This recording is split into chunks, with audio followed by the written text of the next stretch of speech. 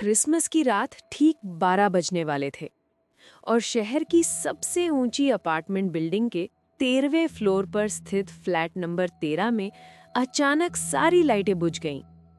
बाहर हल्की बारिश हो रही थी और दूर कहीं चर्च की घंटी अपने आखिरी सुर में बज रही थी।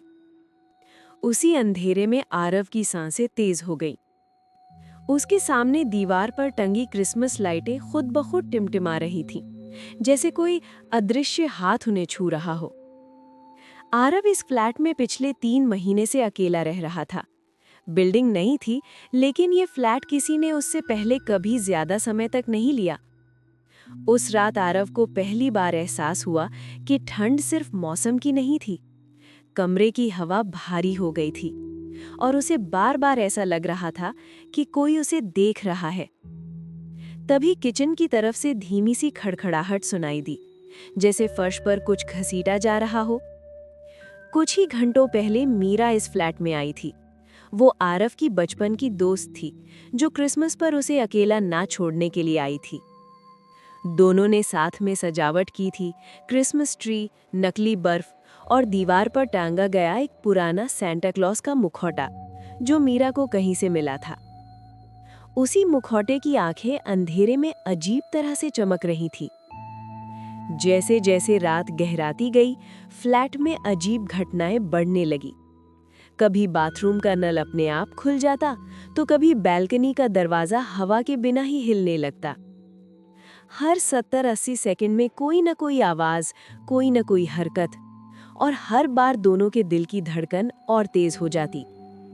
मीरा को लगा कि ये सब उनके दिमाग का खेल है, लेकिन आरव के चेहरे पर डर असली था। धीरे धीरे आरव को याद आने लगा कि इस फ्लैट के बारे में उसने एक बात सुनी थी। पिछले साल क्रिसमस की रात यहाँ रहने वाला एक लड़का अचानक गायब हो गया था। पुलिस को सिर्फ एक चीज मिली थी, क्रिसमस ट्री के नीचे रखा वही सैंटा का मुखौटा, अंदर से खून से सना हुआ। ये सोचते ही आरव की रीढ़ में सिहरन दौड़ गई। ठीक 12 बजे चर्च की घंटी फिर से बजी। उसी पल फ्लैट की सारी लाइटें जल उठी। सामने खड़ा सैंटा का मुखौटा अब ट्री पर नहीं था, बल्कि हॉल के बीचों बीच रखा था। मीरा की परछाई दीवार पर दिख रही थी, लेकिन उसका शरीर कहीं नहीं था। आरव की आंखें खुली रह गई और उसकी आवाज गले में ही अटक गई। अगली सुबह जब बिल्डिंग के गार्ड ने फ्लैट नंबर 13 खोला, तो अंदर सब कुछ सामान्य था। बस क्रिसमस ट्री के नीचे एक नया गिफ्ट रखा था और उसके ऊपर लिखा था मैरी क्रिसमस। मीरा का कभी कोई सुराग नहीं मिला और आरव को उस दिन के बाद किसी ने दोबारा नहीं देखा। कहते हैं हर साल क्रिसमस की रात फ्लैट नंबर 13 की लाइटें खुद ब खुद जलती और बुझती हैं, और सैंटा का मुखौटा किसी नए मेहमान का इंतजार करता है।